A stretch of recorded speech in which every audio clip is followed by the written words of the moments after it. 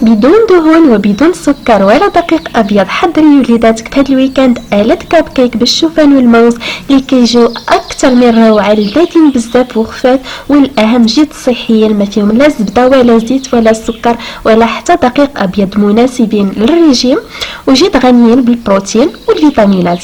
تابعوا معايا الفيديو الى الاخير باش تعرفوا معايا المقادير وطريقه التحضير. واذا كنتوا اول مره تشوفوا القناه ما تنساوش الضغط على الزر الاحمر اسفل الفيديو وتشتركوا باش يوصلكم كل جديد.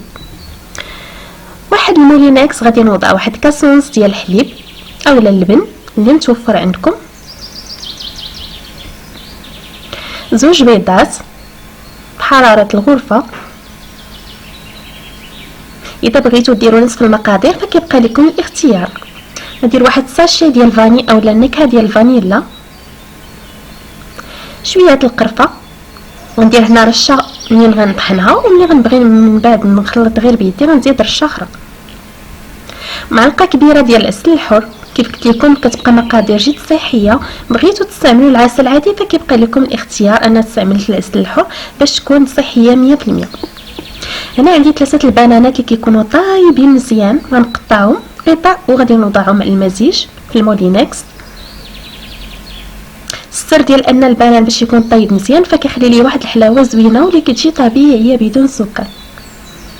صافي كنخلط كلشي فحال الشكل ديال العصير. غنوضع الكل في واحد البول باش غنضيف النواشف. هاد الكاب كيك كيجيو رائعين جدا وكيجيو لذاذ لواحد الدرجه ما كيتصوروش، مناسبين للفطور الكوتي حتى الناس اللي دايرين الريجيم، وجيد غنيين كيف قلت لكم بالبروتين والفيتامينات وجيد مشبعين. صافي هنا زدت واحد نص معلقه ديال القرفه وواحد الخماره حمراء، خماره ديال الحلويات. وهنا كنبدا نضيف الشوفان اللي كنكون طحنته مزيان. كنطحنوه في الطحانه، يعني كنطحنوا فيها هكا العطريه. كندير تقريبا واحد النصف كيكون طحون مزيان بحال الشكل ديال الدقيق، ونص كنخليه شويه هكا مهرمش باش كيجيني هكا. المهم كيبقى لكم الاختيار. تقريبا هنا دقيق الشوفان غندير في واحد 4 الكيسان ديال العنبه. غادي تشوفوا معايا القوام اللي غنحصلوا عليه في الاخر. كيف كتعرفوا الشوفان جد مغذي وزوين بزاف وغني جدا بالبروتين بالنسبه للناس اللي كيحاولوا هكا يكبروا من الكتله العضليه ديالهم مع لونطرينمون مع لاصال. هاد الكاب كيك رائعين جدا للسناك ديالكم. صافي كنبقى نخلط هكا الشوفان وغنبدا نضيف حتى غنحصل على هاد القوام. كيف قلت لكم انا هزت لي تقريبا واحد 4 الكيسان ديال الشوفان مطحون.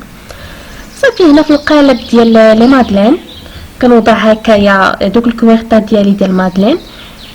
اذا بغيتو يعني طهيوهم اوتوماتيكمون هكا في المول فدهنوه مزيان هكا بالزبده وترشوه بشويه دقيق اولا بشويه الشوفان وسخنوا الخليط ديالكم. انا هنا ما غاديش نعمرهم كاملين حتى يعني الفوق، كنخلي شويه لاسباس باش هكا كيتنفخوا لي وكيجي هذاك الحجم قد مع هذاك الكويرطات. صافي هكا من الفوق كيبقى لكم ديكوراسيون بالاختيار ديالكم.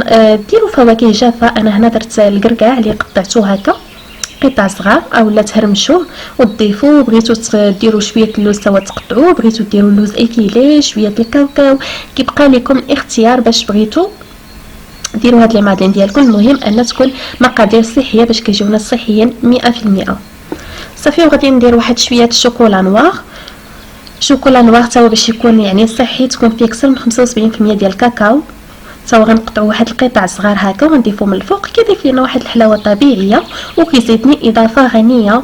كيف كتعرفوا الشوكولا نوار زوين بزاف، مضاد للاكسده، فيه المغنيسيوم وغني جدا بزاف الحوايج اللي كيفيدونا هكا في لو كور ديالنا.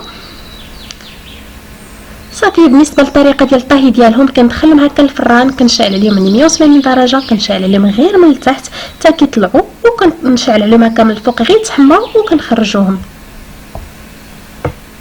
كنتمنى من الفيديو ديال اليوم ينال اعجابكم وتجربوا الكاب كيك وتخليو لي التعليقات ديالكم. واذا جربتوا الوصفه ما تنساوش تخليو لي الصور على الانستغرام، وتلقاو الرابط هنا اسفل الفيديو.